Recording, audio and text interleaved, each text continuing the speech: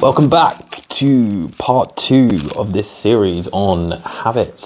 So in part 1, we talked about how habits are formed and some techniques of creating some good habits, like going to the gym, getting up early, that sort of thing.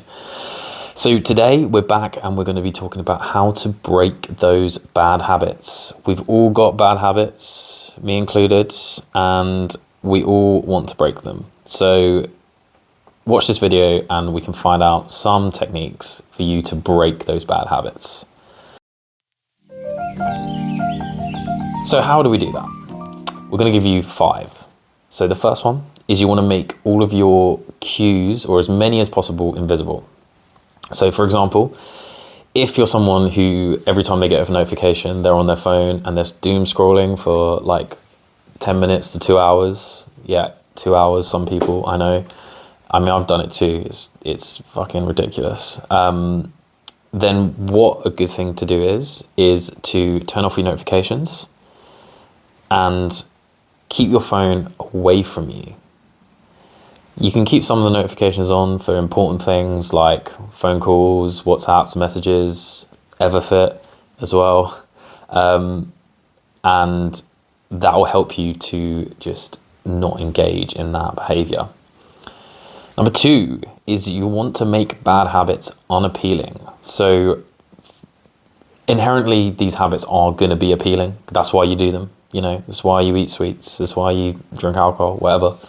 But you want to avoid this bad habit. So you want reminders of what your goal is and how avoiding that behavior will push you towards it. So, for example, you could say you buy sweets every time you go home from work. What I'd recommend is get a little sticker, put it on there, and just either say something like, remember your goals, size 10 dress, size 32 waist, jeans, something like that. Something that is going to remind you of why you're not engaging in that bad habit. Number 3 is we're going to make bad habits have as much friction in them as possible. And what I mean by that is that you don't want them to be easy to engage with. So what I say to everyone at the start of the program is just throw out all of your snacks. So I'm talking crisps, chocolate, sweets, everything. Throw it all out. Keep it away from the cupboard. Therefore, if you ever do want to go out and get some sweets, you can't just, go up to the cupboard and take it out. You've literally got to go out, get your coat on, get your hat on, drive somewhere, do whatever to go get it. And that's not that fun. So, you're less likely to engage in that bad habit.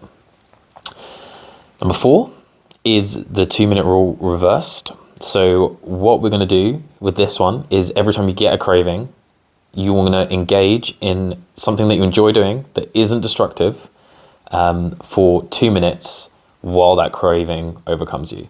Sometimes it might get be a little bit longer than 2 minutes, so you might have to do it for a little bit longer, but 2 minutes, general rule. Could be reading, working out, hopefully, or, making a cup of coffee, doing something that you enjoy doing that's going to give you a little bit of satisfaction. Number 5, we want to attach some immediate satisfaction to avoiding the bad habit.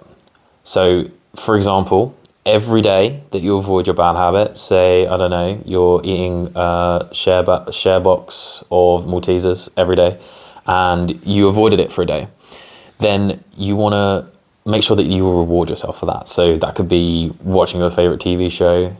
It could even be putting some money away in a savings account for something that you want to buy for when you are, super fit and fitting into whatever clothes you want.